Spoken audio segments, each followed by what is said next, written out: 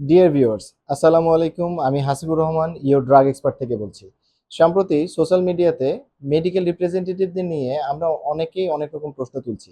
আজকের ভিডিওতে আমরা আবেগ নয়, কথা বলবো ইনফরমেশন, স্ট্যাটিস্টিক্স, পলিসিস এবং রিয়েলিটি নিয়ে।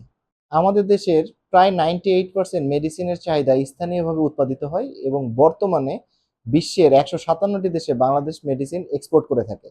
বাংলাদেশে বর্তমানে 300-র বেশি রেজিস্টার্ড ফার্মাসিউটিক্যাল কোম্পানিজ রয়েছে। এই ইন্ডাস্ট্রির লোকাল মার্কেট ভ্যালু প্রায় 40,000 কোটি টাকারও বেশি। দেশের প্রত্যক্ষ বা পরোক্ষভাবে লক্ষাধিক মানুষ এই ইন্ডাস্ট্রির সাথে জড়িত। এই বিশাল ইন্ডাস্ট্রির অন্যতম ফ্রন্টলাইন প্রফেশনালস হলেন একজন মেডিকেল রিপ্রেজেন্টেটিভ বা ওষুধ প্রতিনিধি, যারা highly educated, trained and well organised. এখন কথা হচ্ছে, চাইলেই কি একজন মেডিকেল রিপ্রেজেন্টেটিভ হওয়া যায়? উত্তরটা হচ্ছে না। একজন মেডিকেল রিপ্রেজেন্টেটিভ হতে মিনিমাম স্নাতক পাস হতে হয়। তার মধ্যে টপ ফার্মাসিউটিক্যাল কোম্পানিগুলো সায়েন্স ব্যাকগ্রাউন্ডকে প্রেফার করে থাকে। প্রাইমারি ভাইবা বা রিটেনে সিলেক্ট হওয়ার পর প্রত্যেকটা ক্যান্ডিডেটকে 45 ডেজের একটি ইন্টেন্সিভ ট্রেনিংয়ের ভিতর দিয়ে যেতে হয়। এই ট্রেনিংয়ে কোয়ালিফাই হওয়ার পরেই কেবলমাত্র একজন মেডিকেল প্রমোশন অফিসার হিসেবে নিয়োগপ্রাপ্ত হন, যা মোটেও সহজ নয়। ট্রেনিংয়ে তাদের মেডিকেল সায়েন্স সম্পর্কে একটি স্ট্রং আন্ডারস্ট্যান্ডিং দেওয়া হয়, যার মধ্যে হিউম্যান বডির বিভিন্ন সিস্টেম, যেমন nervous system, respiratory system, digestive system, integumentary system, reproductive system, urinary system, pharmacology, selling skill, customer management ইত্যাদি বিভিন্ন বিষয় সম্পর্কে ট্রেনিং দেওয়া হয়। এছাড়াও বিভিন্ন প্রোডাক্ট বা জেনেরিকের dosage form, strength, indication, contraindication, side effect, adverse effect, special precautions ইত্যাদি বিষয় সম্পর্কেও ডিটেল ট্রেনিং দেওয়া হয়। এই ট্রেনিংয়ে কোয়ালিফাই করেই একজন মেডিকেল প্রমোশন অফিসার বা রিপ্রেজেন্টেটিভ হিসেবে নিয়োগপ্রাপ্ত হওয়া যায়। আচ্ছা, একজন মেডিকেল রিপ্রেজেন্টেটিভের মূল কাজ বা প্রধান কাজ আসলে কি?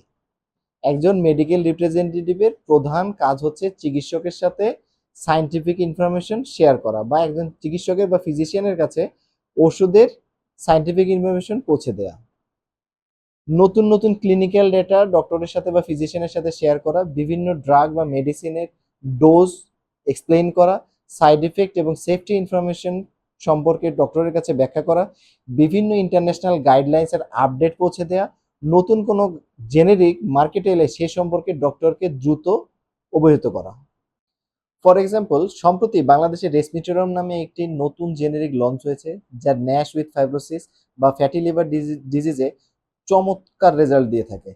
এই মেডিসিন আগে আমাদের দেশে ছিল না। আমাদের মেডিকেল রিপ্রেজেন্টেটিভরাই এই মেডিসিনের ইনফরমেশন ডক্টরের কাছে গিয়ে প্রেজেন্ট করে এবং ডক্টরদেরকে জানায়। আবার রিসেন্টলি গ্লুকোজ মনোহাইড্রেট বা গ্লুকোফাস্ট নামে একটি ট্যাবলেট বাংলাদেশে লঞ্চ হয়েছে, যা হাইপোগ্লাইসেমিয়া এবং ইনস্ট্যান্ট এনার্জি রিস্টোরেশনের জন্য অত্যন্ত ইফেক্টিভ। মেডিকেল রিপ্রেজেন্টেটিভরা এই টাইপের মেডিসিন সম্পর্কেও ডক্টরের কাছে গিয়ে ইনফরমেশনগুলো দিয়ে থাকেন। অথবা নতুন কোনো অ্যান্টিবায়োটিক যদি মার্কেটে আসে বা অন্য কোনো নতুন ড্রাগ বা নতুন থেরাপিউটিক ক্লাসও যদি মার্কেটে আসে, সেটা সম্পর্কেও ডক্টরের কাছে ইনফরমেশন পৌঁছে দেওয়া একজন মেডিকেল রিপ্রেজেন্টেটিভের অন্যতম একটি কাজ। এছাড়াও নিজ নিজ কোম্পানির মেডিসিনের ইউনিক ফিচার্স ডক্টরের কাছে তুলে ধরাও একজন মেডিকেল রিপ্রেজেন্টেটিভের কাজ। তাছাড়া মার্কেটে মেডিসিনের প্রপার সাপ্লাই মেনটেন করতেও একজন মেডিকেল রিপ্রেজেন্টেটিভ বা ওষুধ প্রতিনিধি গুরুত্বপূর্ণ ভূমিকা পালন করে থাকেন। আমরা তো তাদের কাজগুলো সম্পর্কে জানলাম। এখন এই কাজের মাধ্যমে তারা আসলে স্বাস্থ্য ব্যবস্থায় কি ভূমিকা পালন করে, এই বিষয়ে আমরা একটু জানার চেষ্টা করি। মেডিকেল রিপ্রেজেন্টেটিভের মাধ্যমে ডক্টরসরা নতুন মেডিসিন সম্পর্কে দ্রুত এভিডেন্স বেসড সায়েন্টিফিক ইনফরমেশন, যেমন ক্লিনিক্যাল ট্রায়ালের ডেটা, মোড অফ অ্যাকশন বা mechanism of action, pharmacokinetics, pharmacodynamics সম্পর্কে আপডেট পান, যা র্যাশনাল প্রেসক্রাইবিং এর জন্য অত্যন্ত গুরুত্বপূর্ণ। মেডিকেল রিপ্রেজেন্টেটিভের মাধ্যমে রুরাল ফিজিশিয়ানরা আপডেটেড থেরাপিউটিক গাইডলাইন, যেমন WHO guideline, national treatment protocol, ADA, CDA, gold, জিনা ইত্যাদি গাইডলাইন সম্পর্কে জানতে পারেন, যার ফলে শহর এবং গ্রামের চিকিৎসা ব্যবস্থার মধ্যে নলেজ গ্যাপটা অনেকাংশেই কমে আসে। এই মেডিকেল রিপ্রেজেন্টেটিভের মাধ্যমেই কোম্পানির ফার্মাকোভিজিলেন্স সিস্টেমের গুরুত্বপূর্ণ সেফটি ইনফরমেশন, যেমন adverse drug reaction reporting, post market surveillance report বা ডেটা দ্রুত হেলথ কেয়ার প্রফেশনের কাছে পৌঁছানো সম্ভব হয়, যা পেশেন্টের সেফটি নিশ্চিত করতে গুরুত্বপূর্ণ ভূমিকা পালন করে। আমাদের এই মেডিকেল রিপ্রেজেন্টেটিভের মাধ্যমেই ড্রাগ সেফটি আপডেটস যেমন contraindication, drug interaction, dose adjustment অথবা নিউ সেফটি ওয়ার্নিং দ্রুত কমিউনিকেট করা সম্ভব হয়, যা প্রেসক্রাইবিং ইরর কমাতে ভূমিকা রাখে। এছাড়াও মেডিকেল রিপ্রেজেন্টেটিভের মাধ্যমে নতুন ক্লিনিক্যাল গাইডলাইন আপডেটস এবং ট্রিটমেন্ট প্রোটোকল চেঞ্জেস টাইমলি ফিজিশিয়ানদের কাছে পৌঁছানো সম্ভব হয়, যা real world clinical decision making এ সাপোর্ট দিয়ে থাকে। আসলে তারা ডিরেক্ট রোগীর ট্রিটমেন্ট করে না, কিন্তু সায়েন্টিফিক কমিউনিকেশন ব্রিজ হিসেবে কাজ করে।